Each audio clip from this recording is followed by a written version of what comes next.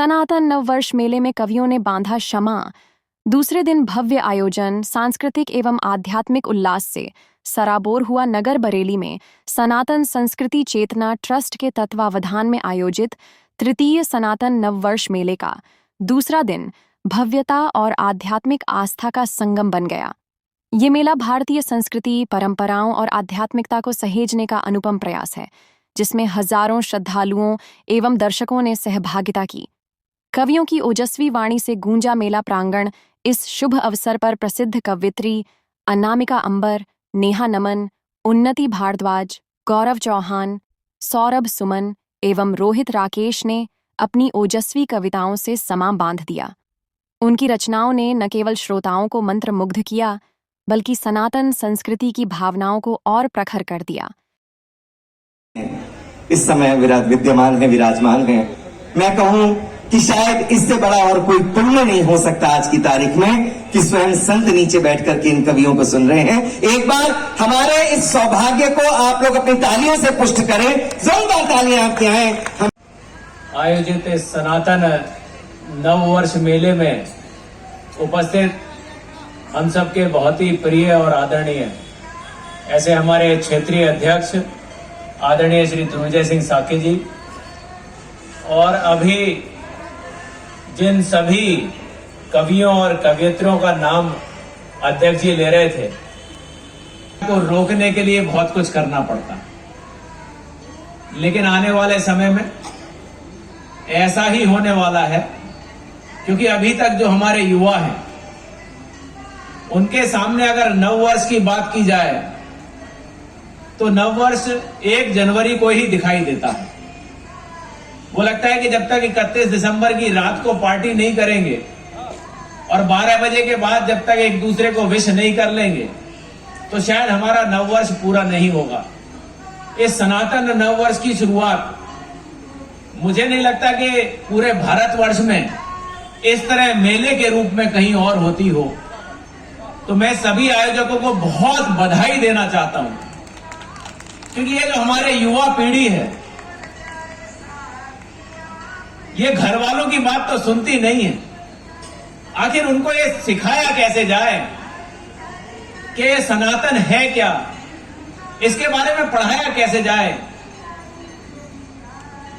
तो दोस्तों, मुझे ऐसा लगता है कि इस मेले में अगर हम उनको ले आए तो मेले के बहाने से, घूमने के बहाने से, कुछ खाने के बहाने से वो जब इस मेले में आएंगे तो यहां जो स्टॉल लगे हैं जिसमें गीता प्रेस जैसे सभी हर सनातन को बताने वाली किताबें वहां जब वो लगी हुई देखेंगे तो अपने आप उनका मन करेगा कम से कम इस किताब को पलट ही लिया जाए, इसमें आखिर देख लिया जाए कि हमारे सनातन के बारे में क्या लिखा है।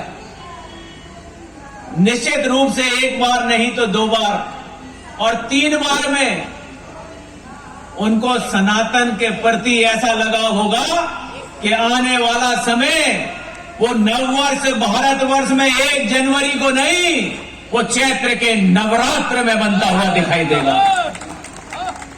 तो दोस्तों, वही अलख यहां से जगी है और निश्चित रूप से यही अलख अब पूरे भारतवर्ष में भी फैलेगी और पूरा विश्व, जो पहले भारत को विश्व गुरु मानता ही था और हम उसको अपने यशस्वी प्रधानमंत्री जी के नेतृत्व में फिर से मनवाने के लिए तैयार हैं।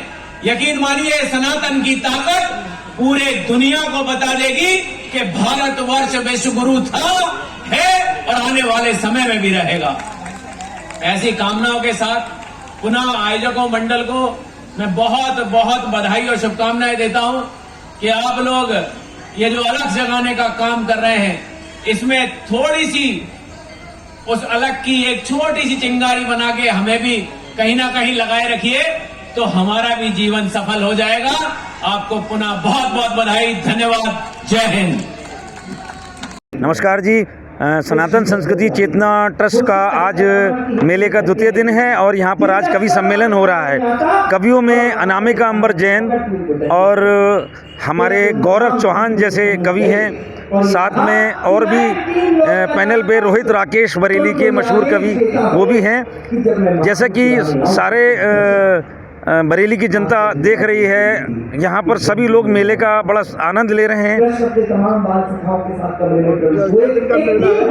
क्या दिन का मेला है, कब तक का चलेगा? बरेली के अंदर एक ट्रेंड है, बरेली में दीपावली मेला, दशहरा मेला और बाकी मेले सब त्रिदिवसीय मेले होते हैं, 3 दिन के मेले होते हैं। उसी क्रम में ये भी बरेली का एक त्रिदिवसीय मेला है जो तीसरी बार लग रहा है। हम सभी को पता है, मैं कल आखिरी दिन होगा मेले का, कल माधवास बैंड आ रहे हैं। मैं बरेली की जनता से आग्रह करूंगा कि कल इतनी भीड़ यहाँ पर आए कि हम अपना सीना फुला के दिखा पाएं देश में, प्रदेश में, कि हम अपना नववर्ष किस तरीके से मनाते हैं। कल 29 तारीख होगी, परसों 30 तारीख होगी, हमारी इस नववर्ष की पहली तारीख होगी। इस मेले का उद्देश्य क्या है?